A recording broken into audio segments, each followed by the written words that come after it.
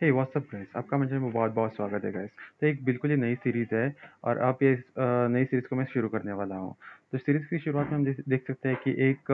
Chariot और बा कुछ लोग एक घने जंगल से जा रहे होते हैं और यहाँ पर जंगल में बहुत ज़्यादा अंधेरा था। और यहाँ पर हम देखते हैं कि जैसे ये लोग आगे बढ़ने लगते हैं, तभी अचानक से कुछ आवाज़ होने लगती है और जहाँ पर जो जनरल यिन-चैंग होते हैं, उनको लगता है कुछ तो गड़बड़ है और सभी लोगों को रुकने के लिए बोलते हैं। और हम देख सकते हैं कि वहाँ पर एक ज़ॉम्बी टाइप का बंदा आ जाता है उनकी चैरियट के सामने और वो उनका रास्ता रोक लेता है। यहाँ पर इम्तियाज़ जो उनके जनरल होते हैं, वो आगे आकर उस ज़ॉम्बी का सामना करने लगते हैं और तभी हम देख सकते हैं कि ज़मीन में से एक हाथ आकर उसके पैरों को पकड़ लेता है। वो अपनी तलवार निकाल कर उस हाथ पर हमला कर देते हैं। तभी वहाँ पर एक ब्लास्ट हो जाता है और ज़मीन से और भी बहुत सारे लोग बाहर आने लगते हैं, जो कि ज़ॉम्बीज़ होते हैं। और यहाँ पर हम देख सकते हैं कि यहाँ पर इम्तियाज़ का लड़का भी होता है जिसका नाम होता है लियो और वो भी उनका बड़ी बहादुरी से सामना कर लेता है। और यहाँ पर हम देख सकते हैं कि उनको पता चलता है कि इन सभी ज़ॉम्बीज़ को कोई बंदा कंट्रोल कर रहा है और वो बहुत दूर से कंट्रोल कर रहा है और ये सभी ज़ॉम्बीज़ उसके कंट्रोल में हैं। और यहाँ पर हम देख सकते हैं कि वो उस सोर्स का पता करने के लिए यहाँ पर लियो चैरियट पर चढ़ जाता है और उसका सोर्स का पता करने के लिए लग जाता है। और दूसरी तरफ हम देख सकते हैं कि यिन-तियान उसका जो फादर होता है, वो सभी ज़ॉम्बीज़ को मार रहा होता है और ये लोग इसीलिए कर रहे होते हैं क्योंकि उनके पास फायर स्टोन होता है और फायर स्टोन को उनको कैसे भी करके प्रोटेक्ट करना होता है। अगर उन लोगों ने ऐसा नहीं किया तो उन पर बहुत ज़्यादा मुसीबत आने वाली होती है। इसी वजह से सभी के सभी लोग यहाँ पर इकट्ठा होकर उन सभी ज़ॉम्बीज़ का सामना करने लगते हैं और लियो चैरियट पर खड़े रहकर अपनी टेक्निक की मदद से उसकी सोर्स का पता करने लगता है। दूसरी तरफ हम देख सकते हैं कि फायर स्टोन को प्रोटेक्ट करने के लिए सभी लोग एकत्रित हो जाते हैं और सभी लोग चैरियट के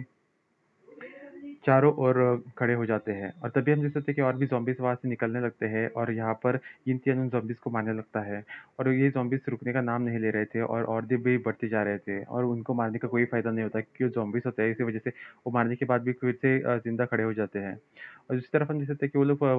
फायर स्टोन को प्रोटेक्ट करने के लिए उसे निकाल देते हैं और उसे बाहर से वो सभी लोग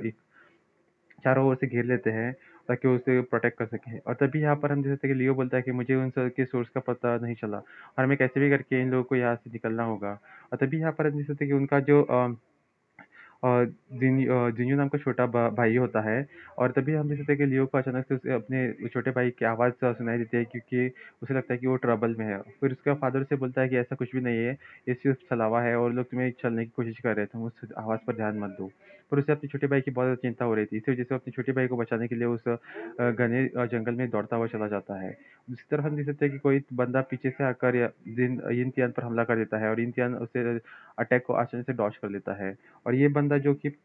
घने जंगल से बाहर आता है और उसे उसके ड्रैगन किंग के बारे में वो पूछने लगता है और उसे बोलता है कि तुम अपना ड्रैगन किंग मुझे दे दो और मैं तुम्हें आसानी से यहाँ से जाने दूंगा और तुम्हारे बच्चों को भी छोड़ दूंगा। पर यहाँ पर यिन-तियान ये ऐसा करने से मना कर देता है और वो बोलता है कि मैं तुम्हें ऐसा नहीं करने दूंगा। और तभी यहाँ पर यिन-तियान के खुद के आदमी पीछे से आकर उसे मार देते हैं क्योंकि वो लोग उससे मिले हुए होते हैं और या फिर वो लोग उसके कंट्रोल में थे। फिर उसके बाद वो लोग उसके बड़े बेटे लियो को भी मार देते हैं और दूसरी तरफ हम देख सकते हैं कि जिन्हों को जो जंगल में अकेले भटक रहा होता है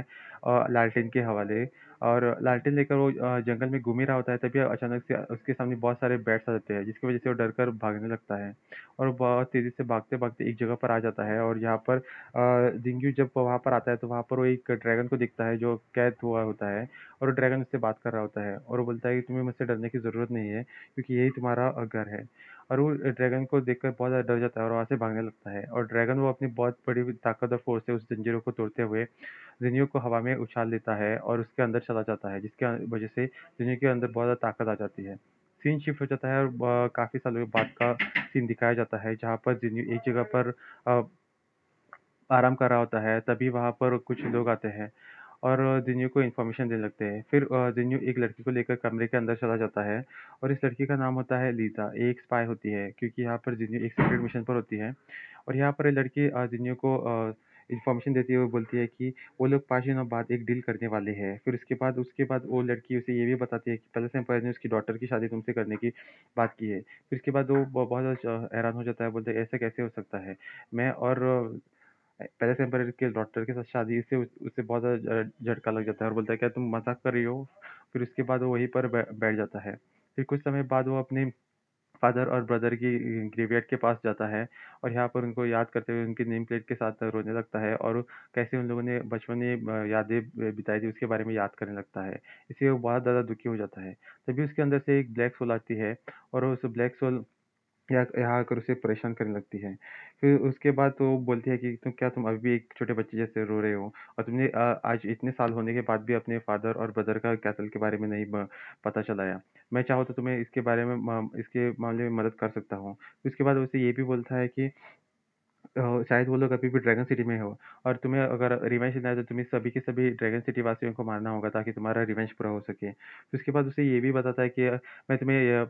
याद करने में मदद कर सकता हूँ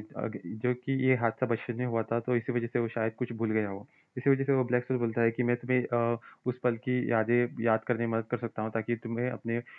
फादर और ब्रदर के कातिल के बारे में पता चल जाएगा और इसी के साथ ये एपिसोड यहीं पर खत्म हो जाता है गाइस। देखने के लिए बहुत-बहुत शुक्रिया। और अगर आप हमारे चैनल पर नए हैं तो प्लीज़ जाकर सब्सक्राइब करिए क्योंकि सब्सक्रिप्शन फ्री है और जब आप सब्सक्राइब करेंगे तो बेल आइकन को दबाना ना भूलिएगा ताकि जब भी मैं इसका अगला एपिसोड अपलोड करूँगा तो आपको इसके बारे में पता चल जाएगा। तब तक आप जाकर मेरे बाकी की सीरीज़ की वीडियोज़ भी देख सकते हैं। मैंने बहुत सारी सीरीज़ और बहुत सारे वीडियोज़ बनाए हुए हैं गाइस। देखने के लिए बहुत-बहुत शुक्रिया।